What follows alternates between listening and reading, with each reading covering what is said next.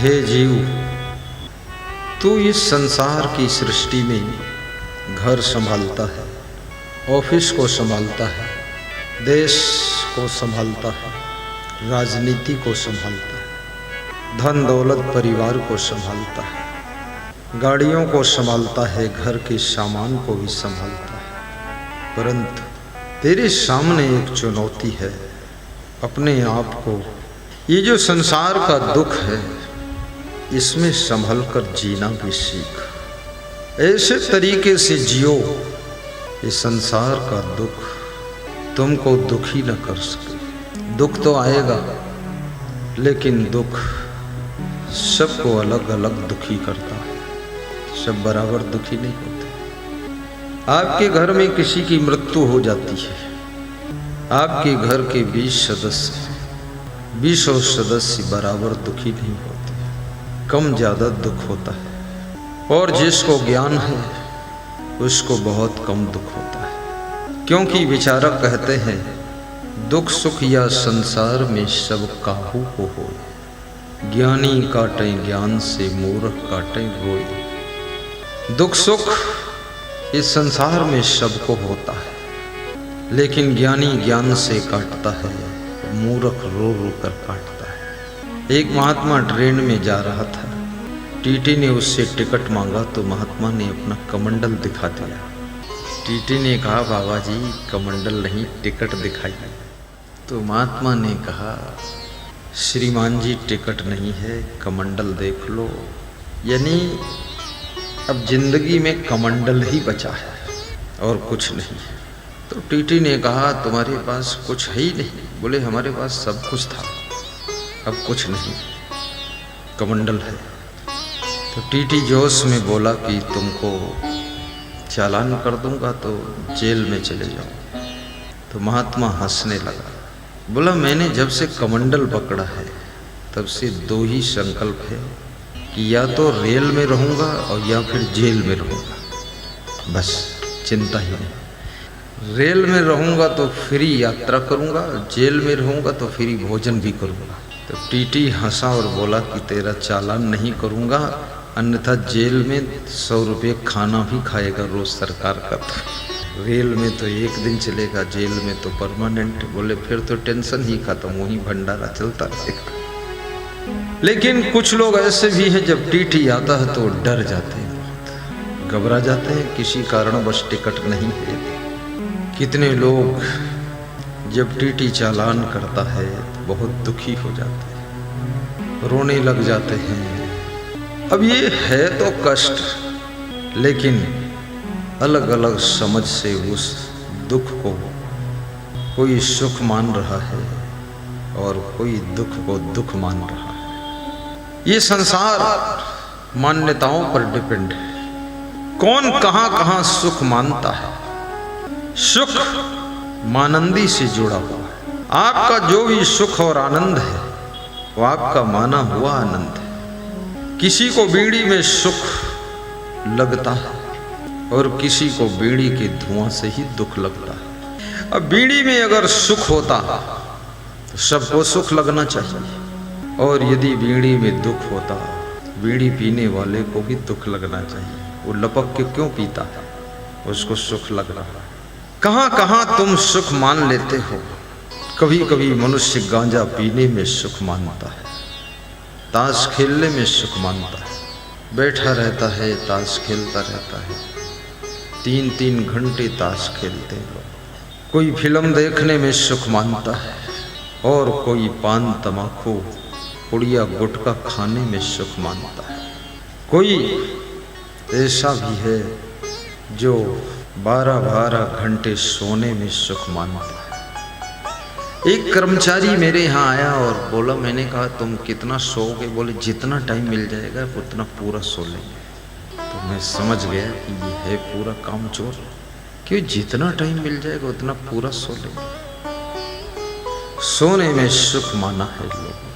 और यदि सुख है, क्या सुख इतना सस्ता है? अगर सोने में सुख होता कुंभकर्ण 6 महीने की नींद लेता था तो बहुत सुखी हो जाता। और शराब पीने में सुख होता तो दुनिया के जितने शराबी हैं उनके घर में सुख का सागर लहराता हुआ दिखाई देता। बहुत कले कले से घर घर। और यदि बीड़ी में सुख होता, ये 2 रुपये की बीड़ी में सुख कैसे हो सकता है? पैसे से जितनी चीजें मिलती हैं उनमें सच्चा सुख होता ही नहीं है। उनमें या तो सुविधा होगी और या तो झूठा सुख होगा। है दुख ही, लेकिन तुमने सुख मान लिया है, इसलिए तुमको थोड़ी देर के लिए सुख लगता है और फिर थोड़ी देर के बाद भारी दुख शुरू हो जाता है। एक बूढ़ा आदमी रो रहा था, कह रहा था मैंने जवानी में खूब गांजा पिया है, अब दमा का रोग हो गया, खांसी बहुत आती, बलगम निकलता है। डॉक्टरों ने जवाब दे दिया, क्या करो, ये भयंकर रोग है। बचपन की गलती जवानी में पछतावा का कारण बनती है और जवानी की भूल बुढ़ापे में सूल बनती है और बुढ़ापे की गलती मृत्यु के समय बेहद दर्द देती है। इसलिए और मृत्यु के समय अगर मन में गलत विचार आ गए तो अगला जन्म भी दुख में गिर जाता है। इसलिए कृपया सावधान रहिए। चलना संभल संभल के माया नगर लगे, कहाँ सुख मिलेगा। 2 प्रकार का सुख होता है, सच्चा सुख और झूठा सुख। झूठा सुख शुरुआत में सुख लगता है, जिसका अंत बड़ा दुखदाई है, तो समझ लेना ये झूठा सुख है। और सच्चा सुख जो शुरुआत में थोड़ा कष्ट लगता है, लेकिन जो समय बीतता है त्यों त्यों सुख बढ़ता जाता है। समझदार बनो, चलना संभल संभल के, माया नगर यही है। ये माया नगर क्या है, इसको समझना आप। ये माया नगर, यदि तुम नशा की ओर आकर्षित होते हो तो समझ लो कि माया में फंस गए। यदि आपके मन में काम वासना आंधी तूफान की तरह उठ रही है, यही माया का रूप है। यदि आपको गुस्सा बहुत आता है, माता पिता को भी तुम नहीं समझते हो, यही माया का असली रूप है। माया जब आपके ऊपर प्रभाव डालती है तो आप अपने कर्तव्य को भूलने लग जाते हो, धर्म को भूलने लग जाते हो, रिश्तों को भूलने लग जाते हो और अपने से बड़ों को भी तुम अभद्र भाषा बोलने लग जाते हो। नशा व्यसन में तुम डूबने लग जाते हो। लालच आने लग जाए तो समझ लेना माया का प्रभाव तुम पर बढ़ रहा है। अभिमान आपको प्रभावित करने लग जाए, ये अभिमान भी माया का रूप है। धनवान होना गुनाह नहीं है, लेकिन धन का अभिमान होना ये आपसे गुनाह करा देता है, अपराध करा देता है। कार में चलना बुरा नहीं है, लेकिन अहंकार में चलना आपसे बुरा करा देता है। विमान में बैठकर उड़ना वो भी बुरा नहीं है, लेकिन बेईमान बन करके जीना ये आपसे बहुत पाप करा देता है। अच्छे कपड़े पहनो, उन्नति करो, धन कमाओ, अच्छा मकान बनाओ, अच्छी गाड़ी भी रखो, अपने बच्चों को अच्छे स्कूल में एडमिशन भी दिलाओ, लेकिन आपका स्वभाव और आपका व्यवहार भी अच्छा होना चाहिए। क्योंकि अच्छे कपड़ों का प्रभाव थोड़ी देर रहता है, पर आपके अच्छे व्यवहार का प्रभाव पूरी दुनिया के ऊपर जिंदगी भर रहता है, जिंदगी भर रहता है। बोलिए सद्गुरुदेव की जय। छत्तीसगढ़ में मैं सत्संग कर रहा था। एक व्यक्ति वहां बहुत अच्छे कपड़े पहनकर बैठा था। उसके पड़ोस जो निकलता था उसके वो छोटा सा डंडा उसके पास था, पाँव में डंडा मार देता था। मैं देख रहा था, आज के 25 साल पहले की बात। उसको गुस्सा ज़्यादा आती थी। कपड़े बहुत अच्छे थे, उस सभा में सबसे टॉप के कपड़े उसके थे। अब मैं प्रवचन कर रहा था तो बोल भी नहीं सकता था, कौन पर्सनल थोड़े बोला जाता है, कोई कुछ कर रहा है। 2-3 को मारा उसने।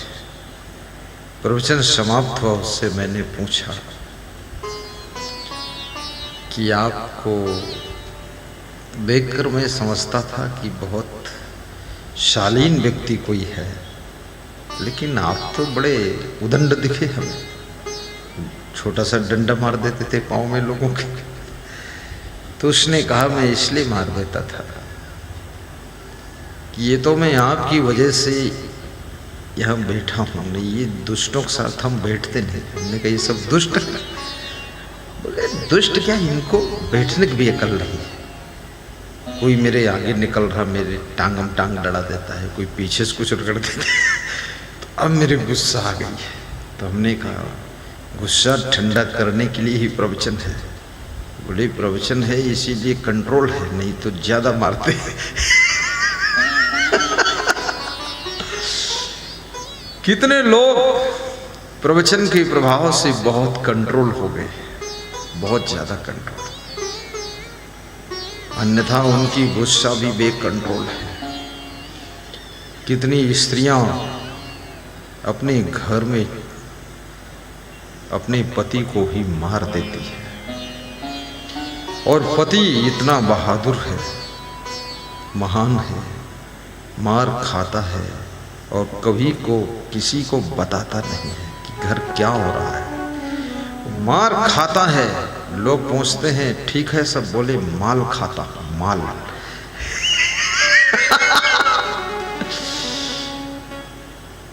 और जो नारी अपने पति की पिटाई करे, बस यही कलयुग है। जो पति अपनी पत्नी की पिटाई कुटाई करे, गाली दे, ढकेल दे, अल्लम बल्लम बोले, ये कलयुग की पहचान है। स्त्रियों को गाली देने से आपके घर में दरिद्र आएगा। आपके व्यवहार से, आपके बर्ताव से, आपके चरित्र से, आपकी वाणी से, आपके स्वभाव से यदि आपके घर की स्त्रियां रोती रहती हैं, वो माँ हो, बहन हो, बेटी हो, चाहे बहू हो, तो याद रखना आपके घर से लक्ष्मी रूठ कर चली जाएगी और आपका घर माला माल नहीं रहेगा, धीरे धीरे कंगाल हो जाएगा, धीरे धीरे कंगाल हो जाएगा। इसलिए स्त्रियों को दुख मत दो, रुलाओ मत। शराब पियोगे तुम, लेकिन दुखी होगी तुम्हारी पत्नी, दुखी होगी तुम्हारी माँ, दुखी होगी तुम्हारी बेटी, दुखी होगी बहन। बहन ससुराल चली जाती है, लेकिन उसको 90% टेंशन पीहर की मायके की लगी रहती है कि मेरा भाई बिगड़ गया और मेरी भाभी भी उल्टा चल रही है, मेरा मायका सब चौपट हो गया। वहां की टेंशन रहती है उसको। केवल दहेज देना ही बहन की सेवा नहीं है। अपनी बुराइयों का त्याग बहन की सबसे बड़ी खुशी है। अवगुणों का त्याग आपकी बेटी की बहुत बड़ी खुशी है। और महिलाओं में बहुत कम अवगुण होते हैं। ये बीड़ी, सिगरेट, पान, तंबाकू, पुड़िया, रजनीगंधा, दारू, भांग, गांजा, ये ज़्यादा कुछ पीती खाती नहीं। और कोई कोई पीती हो चुपके चुपके, तो मैं नहीं जानता हूँ।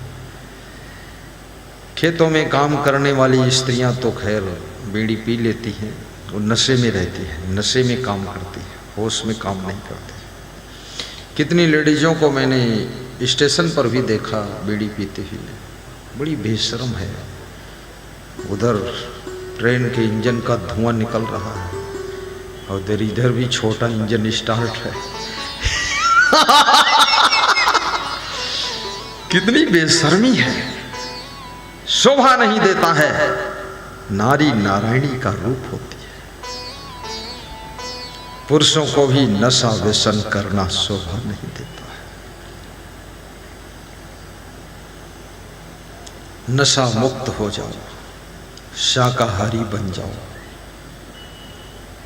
बाबा जय गुरुदेव ने शाकाहारी बनने के लिए बहुत प्रेरणा दिया है। आज उनका शरीर नहीं है, लेकिन उनके जो शिष्य हैं, भक्त हैं, वो शाकाहारी की पोशाक पहन करके, उनके पीठ पर लिखा है शाकाहारी हो जाओ, और आगे भी लिखा है शाकाहारी बन जाओ। ये बहुत हिम्मत का काम है। ऐसे भक्तों को व्यास गादी धन्यवाद देती है, धन्यवाद। और याद रखना, आप चाहे जय गुरुदेव के शिष्य हों, चाहे महादेव के शिष्य हों, चाहे रामदेव के शिष्य हों, और चाहे किसी और पंथ से जुड़े हों, लेकिन पंथ की दीवालों को लांघ करके किसी भी संत के सत्संग का अमृत पान करना, तो तुम्हारी बुराइयां धुलती चली जाएंगी और तुम में निखार आ जाएगा। बोलिए सद्गुरुदेव की जय। कई बार लोग पंथवाद में फंस जाते हैं। पंथ उनके लिए कारागृह हो गया, जेल हो गई है। अब दूसरे महान से महान संत आ जाए, लेकिन उसका दर्शन नहीं कर सकते और उसकी सेवा नहीं कर सकते, ना तो उसके पास में प्रवचन बैठकर सुन सकते। दुर्भाग्य। याद रखना, जिस सड़क पर तुम चलते हो, सड़क किस पंथ की है? ये कोई हमारे पंथ की थोड़े है, तो हम क्यों चलते उस पर? ये मोबाइल कोई हमारे पंथ का है, इसको क्यों यूज करते हैं? ये दाल भात हम खाते हैं, ये कोई मेरे पंथ का है, क्यों खाते उसको? पंथ का मतलब रास्ता होता है, वह रास्ता जिस पर चल करके सुख शांति और मुक्ति की प्राप्ति होती है, उस रास्ते को पकड़ना चाहिए। बाकी पंथ के चक्कर में पड़ करके वाद विवाद नहीं करना चाहिए। महान पुरुषों का संदेश सुनो। भगवान राम जब गए हैं, देखिए बाबा जय गुरुदेव का दर्शन, तुलसी महाराज जी नाम था उनका, स्क्रीन पर दर्शन कराया जाता है, तो देखो ना, है कि नहीं है?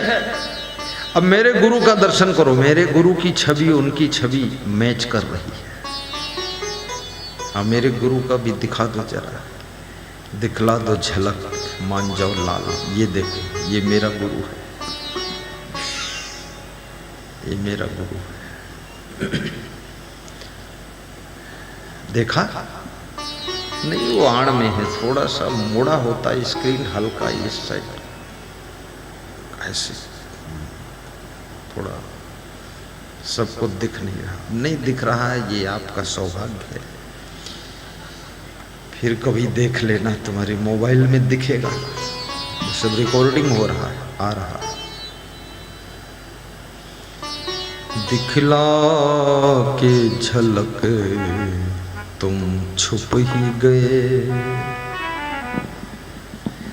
दिल भर के नजारा हो न सका, दिखला के झलक तुम छुप ही गए, दिल भर के नजारा हो न सका,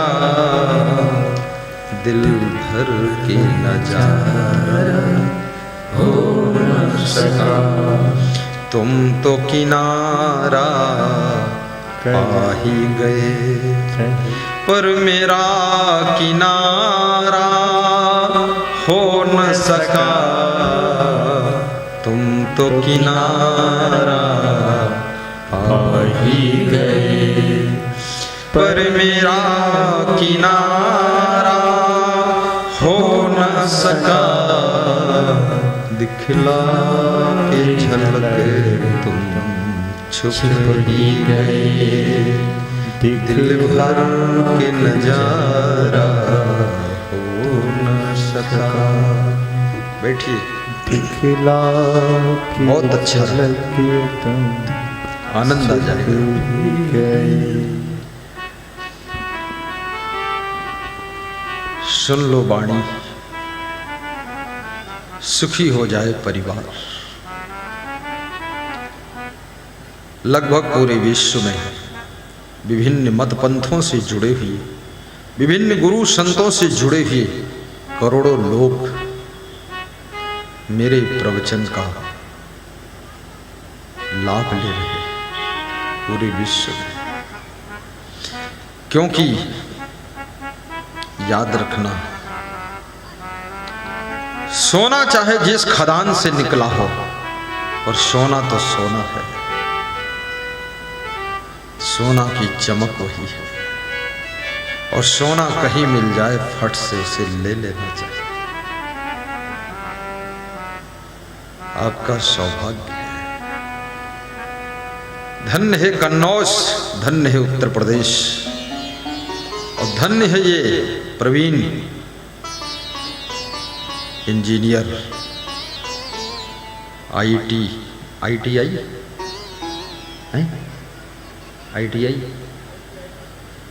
इंजीनियर हैं ये खड़े हो। कल मैंने पूछा कैसे तुमने मुझे बुलाया, बताया उन्होंने मैं आपका प्रवचन 8 साल से सुन रहा हूं। आ जाइए ऊपर। डॉक्टर प्रेमचंद आओ। कहाँ है डॉक्टर? वो किधर ढूंढो? हैं? डॉक्टर प्रेमचंद कहाँ है? वो बहुत मेहनत करते, एक बैग पकड़े रहते हैं, पता नहीं उसमें दवा रखते कि रुपया रखते, लेकिन उसके ऊपर ये बाबा जय गुरुदेव के ज्ञान का प्रभाव है। उसने बहुत सेवा किया हमारी, बहुत सेवा। डॉक्टर साहब आ जाओ, इधर आओ। ये प्रवीण से पूछा मैंने कैसे तुमने हमको बुलाया? बोले 8 साल से आपका प्रवचन सुनता था, 8 साल से। धीरे धीरे लोगों से सुनता था, बिना गुरु किए, बिना नामदान लिए आत्मा भटकती रहती है, भवसागर से तरती नहीं। तो मैंने सोचा गुरु भी ढूंढूं। ढूंढते ढूंढते ढूंढते ढूंढते फिर मुझे लगा आपको ही गुरु बनाऊं। तो फिर मुझे लगा गुरु बनाऊं, फिर आपको बुलाऊं कन्नौज में। तो फिर मैंने सोचा कि पैसे तो है नहीं इतने, कैसे बुलाऊं। लेकिन मुझे मेरे गांव पर, मेरे क्षेत्र पर भरोसा था, यदि गुरु जी को बुलाऊंगा तो सभी लोग मिलजुल करके सेवा करेंगे। तो मैंने हिम्मत करके आपको आमंत्रित किया था, डॉक्टर प्रेमचंद। और जब आपको न्योता दिया, बस व्यवस्था शुरू हुई। धीरे धीरे धीरे धीरे बहुत लोगों ने सहयोग दिया है इसमें। ये प्रोग्राम केवल मैं नहीं करा रहा हूँ, उन्होंने बताया ये प्रोग्राम कई गांव के लोगों के सहयोग से हो रहा है। इसका आशीर्वाद आप सभी को देना, और सभी में हमको भी मिल जाएगा। ऐसा बहुत प्रेम है।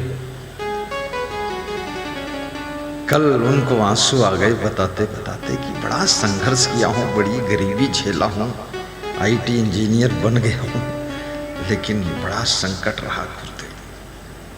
धीरे धीरे आपकी सत्संग से मनोबल बढ़ता चला गया है। धन्य हो, महान हो। ऐसे महान लोग हर गांव में जन्म ले, ताकि गांव में भक्ति और सत्संग का विकास हो। धन्यवाद है। जाइए, बैठिए, विराजिए, साहिब बंदगी बोलिए, ताली बजा दीजिए इनके लिए।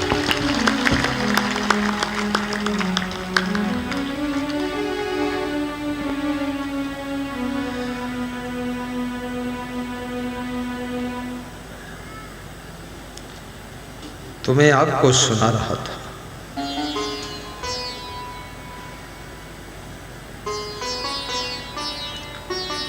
गुरु पे इनको बहुत भरोसा है। और करता करे न कर सके गुरु करे सो होए। 3 लोक 9 खंड में गुरु ते बड़ा न कोई। 2 भिखारी किसी मंदिर के बाहर बैठे हुए भीख मांग रहे थे। एक भिखारी गुरु को मानता था और दूसरा भिखारी ऊपर वाले को मानता था। तो दोनों भिखारी अपनी अपनी प्रार्थना करते थे। एक भिखारी बोलता था कि हे गुरुदेव, जब आप कृपा करोगे तभी कुछ दिन बदलेंगे, नहीं तो भीख मांग रहा हूं, क्या करूं। दूसरा भिखारी बोलता था ऊपर वाले की कृपा होगी तो दिन बदल जाएंगे। अब देखिए, ऊपर वाला और गुरु दोनों के मानने वाले भीख मांग रहे हैं। कभी कभी तुम ऊपर वाले को भी मानोगे और गुरु को भी मानोगे, लेकिन फिर भी तुम थोड़ा दुखी रहोगे, क्योंकि जन्म जन्म के कर्मों का प्रभाव है। एक सेठ मंदिर में दर्शन करने आया, दोनों भिखारियों को देखा तो उसने पूछा कि आप यहां बैठे हो, भीख मांग रहे हो, कुछ भरोसा है, विश्वास है? बोले मुझे तो अपने गुरु के ऊपर विश्वास है। दूसरा बोला मुझे ऊपर वाले पर भरोसा है, कभी न कभी हमारे दिन बदलेंगे। देखिए, संसार भरोसा से चलता है। किसी न किसी का सहारा आपको इस संसार में जीने की शक्ति देता है, और सहारा मिलने की संभावना भी आपको जिंदगी जीने में मदद करती है। आशा को जीवन कहा गया है कि आशा ही जीवन है। एक माँ, एक पिता बच्चे को पालता है, रोज उसका मुंह देखते हैं माँ बाप कि लगता तो होनहार है, मस्तक भी तेज दिख रहा है, आंखों में भी चमक है, बड़ा होगा तो सब मनोकामना पूर्ण कर देगा। उस बच्चे से, छोटे से बच्चे से आशा है। किसको नहीं आशा है? राजनेताओं से भी आपको आशा रहती है, इस पार्टी की सरकार बनेगी तो रोड हमारी जरूर बन जाएगी। बने न बने, आशा है, उसी आशा में तुम वोट देते। डॉक्टर से भी आशा है कि डॉक्टर के यहां पहुंचूंगा तो मेरी बूढ़ी मां तुरंत ठीक हो जाएगी, डॉक्टर दवा देते। गुरु से भी आशा रहती है कि गुरु जी के पास चलूंगा, ज्ञान सुनाएंगे, सत्संग सुनाएंगे, आशीर्वाद देंगे तो हमारा दुख दूर हो जाएगा। आशा तो रहती है। आशा, इसलिए आशा को जीवन कहा गया। उम्मीदों से जिंदगी की इमारत खड़ी होती है, और उम्मीदों के गिरते ही जिंदगी की इमारत भी ढह जाती है, ढह जाती है। भाई से भी बड़ी आशा रहती है, बहू से आशा रहती है। कितने माता पिता को आशा है कि बेटे का विवाह कर देंगे, बहू आ जाएगी तो कुछ बहू के प्रभाव से भी बेटा सुधर जाएगा, ये आशा है। और प्रायः बहू आती है तो बेटा सुधरता भी है। कोई कोई बहू आती है खतरनाक कंपनी की, तो बेटा को और बिगाड़ देती है। हाँ, कंपनी भी अलग अलग है। हाँ, सुपर्णखा कंपनी है, मंथरा कंपनी है, बड़े मॉडल है, मंदोदरी कंपनी है। किस कंपनी की बहू आई है, कंपनी, उसके माँ बाप का भी प्रभाव रहता। एक लड़के को भी आशा है कि मेरी पत्नी आएगी तो घर का थोड़ा सिस्टम सुधर जाएगा, शादी कर लेते हैं। सुख की आशा है, वाइफ आएगी तो लाइफ में सुख ले आएगी कुछ। और उस लड़की के मन में भी आशा है, पीहर में जैसा बीता तो बीता, लेकिन ससुराल में तो सुख मिलेगा। सासू का दर्शन होगा, ससुर का आशीर्वाद होगा, पति देव मिलेंगे, ननद मिलेगी, आनंद मिलेगा। इस आशा को लेकर के लड़की की शादी की जब चर्चा चलती है तो सिर नीचे करके मंद मंद मुस्काती है कि अब हम स्वर्ग में जाने की तैयारी कर रहे हैं। और उसको ये पता नहीं है कि ससुराल में पहले से ही सास ससुर ने नरक कुंड बना रखा। पति देव भी खूब दारू पी पी कर दमादम मस्त कलंदर, और पति मूर्खतम पहला नंबर। वहां जाके चिल्ला चोट शुरू, शांति नहीं, कैसे? इसलिए आपके घर में कोई बेटी बहू बनकर के आती है, कृपया सुधर जाइए, उसकी आशाओं पर पानी मत फेरिए।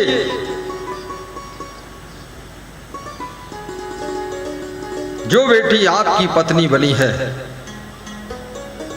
शादी करने से पहले दारू छोड़ दीजिए, शादी के बाद भी दारू पीना मत शुरू करिए।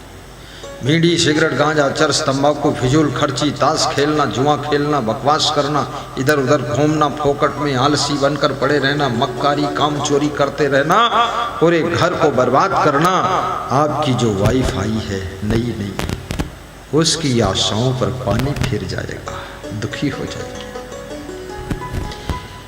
और पति की भी आशा है कि मेरी वाइफ आएगी तो मैं कितने लोगों से कहते हुए सुना हूं कि शादी कर लूंगा तो कम से कम गरम गरम रोटी खाने को मिलेगी, गरम गरम रोटी। अब गरम गरम रोटी मिली कि नहीं मिली, लेकिन उनकी पत्नी ही स्वयं बहुत गरम गरम दिमाग में है। रोटी सब ठंडी हो गई, पत्नी खुद ही गर्म, माइंड बिल्कुल 106 डिग्री पर खोल रहा है। पति जब रूप देखता है तो बेहोश हो जाता है कि मामला खतरनाक है, भाई बासी रोटी खा के निकलो यहाँ से। कितने पति लोग पत्नियों के डर से बासी रोटी खा के निकल जाते हैं, कितने लोग बिना नाश्ता किए निकल जाते हैं, होटल पर 2-4 आलू बंडे वंडे खा के निकल लेते हैं। कौन बकवास रोज करे। और देवी जी इतनी आलसी है, कुछ काम ही नहीं।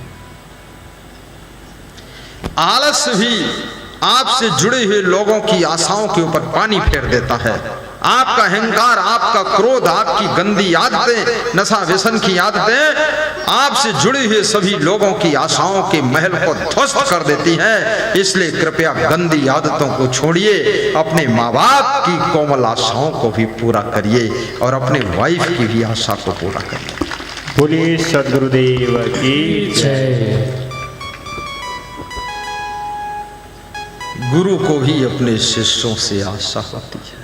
कोई शिष्य जब आता है, गुरु को इतनी खुशी होती है जितनी खुशी किसी गृहस्थ के घर में पुत्र के जन्म लेने पर होती है, उतनी खुशी गुरु को होती है। डॉक्टर हरेंद्र है, समझना। और शिष्य जब साधना के पथ से विचलित हो जाता है और फिर से माया मोह में फंस जाता है, विषय विकार की ओर आकर्षित होता है, तो गुरु को उतना ही दुख होता है जितना किसी माँ बाप को पुत्र और पुत्री की मृत्यु से दुख होता है। उतना गुरु भी दुखी होता है कि जिस नरक कुंड से निकल कर आया था माया मोह से, फिर से इसका मन भटक गया, उसी में फंस गया जाकर। मैं जब पहली बार अपने गुरु के पास आया और गुरु के यहाँ में 13 दिन रुका, उसके बाद मेरे पिताजी आए, मुझको ले गए। मेरा गुरु का चेहरा मैंने देखा, बहुत उदास हो गया। मेरे छोटे गुरु भी उदास हो गए। तो मैंने कहा उदास क्यों हो? अरे बोले तुम आए थे, बड़ी आशा थी कि तुम ही ये संस्था संभालोगे, आश्रम संभालोगे, धर्म भक्ति संभालोगे, सबका कल्याण करोगे, हम लोग भी बुढ़ापे में थोड़ा निश्चिंत हो जाएंगे। लेकिन अब तुम्हारे पिताजी तुमको ले जा रहे हैं, पता नहीं वहाँ माया मोह में फंस गए तो अब लौट के नहीं आओगे। हमने कहा गुरुदेव आप निश्चिंत रहो, ये फंसने वाला आत्मा नहीं है, ये जो फंसे हैं उनको भी छुड़ाने वाला आत्मा है। मैं नहीं फंसूंगा, जहाँ इसलिए रहा हूँ, नहीं जाऊंगा तो हुड़दंग मचाएंगे यहाँ फालतू, तो चला जाता, चला गया। वहाँ कुछ दिन रह करके सबको समझा दिया। लोग हमको समझाते थे संत मत बनो, अब मत जाना, संत बनने में बहुत दुख है, बुढ़ापे में तुम्हारी कौन सेवा करी। तो हमने कहा जंगल में मृत्यु हो जाए और शरीर का भंडारा हो जाए वही अच्छा है, सेवक जरूरत है। बोले तुम पागल हो क्या? हमने कहा इसमें कोई संदेह है क्या? पागल हो क्या? तो बोले कि कैसे दिमाग पलट गया तुम्हारा, संत बनूंगा बोल रहे। हमने कहा पलटा नहीं है, शुरू से ही मन में इच्छा है संत ही बनूंगा। हम तुम लोगों की दुर्दशा सब देख रहे हैं, चकई चकदुम मकई के लावा तिकड़ी तिकड़म चिल्ला चोट नरक भोग रहे। हम इससे सबसे छलांग मारेंगे, हमें जरूरत ही नहीं दुनिया के बवाल की। समझा दिया, चले आया। जब मैं आया और गुरु ने देखा मुझको, गुरु बहुत खुश हो गए कि वाह आ गया घर। लेकिन खुश तो हो गए। अब मैं अगर वहाँ सही सलामत ना रहूँ, आलसी बनकर पड़ा रहूँ, माटी का धोंधा बना रहूँ, काम चोरी करूँ, तो गुरु फिर दुखी हो जाएगा। उसकी आशाओं पर पानी फिर गया। मेहनत शुरू किया हमने, गुरु खुश हो गए, निश्चिंत। मेरे गुरु कहा करते थे कि जब तुम आश्रम में आ जाते हो तो हम बिल्कुल निश्चिंत हो जाते और थोड़ा जल्दी आ जाया करो। मैंने कहा गुरुदेव क्या करूँ? कभी 1500 किलोमीटर दूर उड़ीसा में हूँ, बेंगलोर में हूँ, कर्नाटक हूँ, मोबाइल से बात हो जाती है। बोले ठीक है कोई बात नहीं, मोबाइल से ही आश्रम का मैनेजमेंट संभालने की भी फिक्र रखनी चाहिए। घर के समस्त कार्यों की जिम्मेदारी बहू को संभालना चाहिए और बेटे को संभालना चाहिए। माँ बाप और सास ससुर को निश्चिंत कर देना चाहिए। रात में आंधी तूफान आ जाए तो भी माँ बाप को टेंशन नहीं होनी चाहिए, उनको भरोसा होना चाहिए कि मेरी बहू मेरा बेटा सब संभाल लेगा, कोई सामान बिगड़ेगा नहीं, भीगेगा नहीं, उड़ेगा नहीं, फटेगा नहीं। ऐसा होना चाहिए, फिक्र रखो। और यदि दूसरों को सुख देने की तुमने योजना बनाई है तो तुम्हारे जीवन के दुख के कांटे भी सुख के फूल में बदल जाएंगे।